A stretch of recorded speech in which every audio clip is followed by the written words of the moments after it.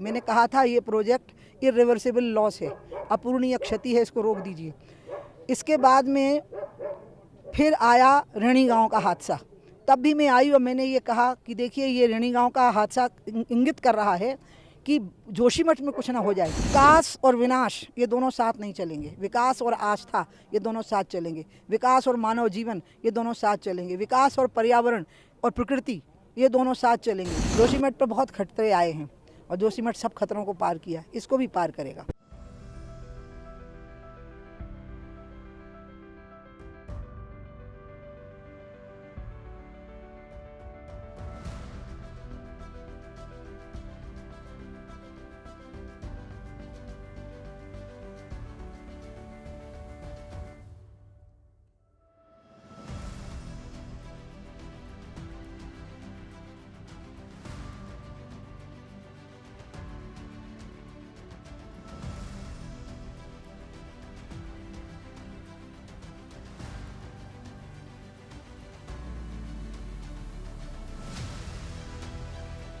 मैं सोनिया जी से अपील करूंगी कि वो अपनी पार्टी के लोगों को समझा दें कि अभी यहाँ पर ये ब्लेम का खेल ना खेलें, दोनों मिल करके अभी इसमें लग जाएं कि जो लोग प्रभावित हो रहे हैं उनको ठीक से कैसे रखा जाए।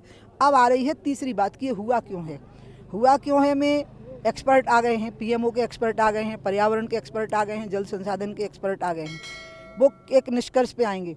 लेकिन मुझे एनटीपीसी के बारे में बताना चाहती हूँ कि मैंने खुद इस प्रोजेक्ट के खिलाफ एफिडेविट दिया है सुप्रीम कोर्ट में, वो दिया है 2017 में, जिस पर पर्यावरण मंत्रालय और जल अपने क्या बोलते हैं ऊर्जा मंत्रालय ने सहमति नहीं दी, क्योंकि उन दोनों मंत्रालयों की सहमति चाहिए थी। मैंने कहा था ये प्रोजेक्ट इरिवर्सिबल लॉस है, अपूरणीय क्षति है, इसको रोक दीजिए।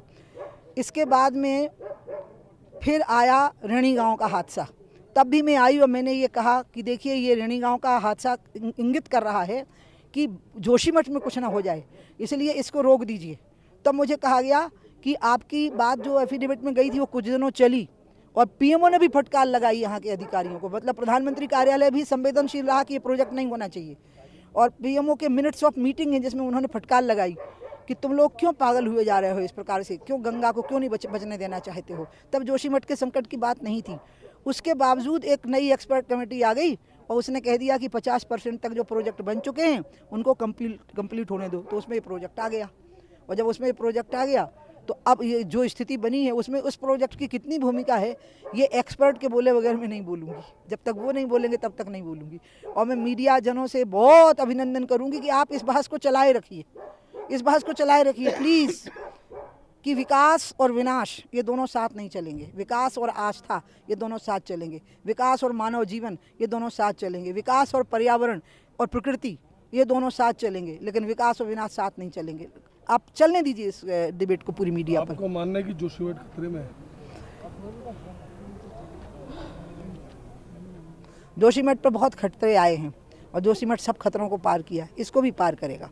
पुष्कर धामी जैसा मुख्यमंत्री है, वो बहुत ही ऋषि मुनि जैसा मुख्यमंत्री है, उनके होते हुए, और मोदी जैसे महायोगी जो हिमालय से ही आशीर्वाद लेके गए, उनके होते हुए जोशीमठ पर संकट मंडराएगा, लेकिन संकट के बादल हटा दिए जाएंगे।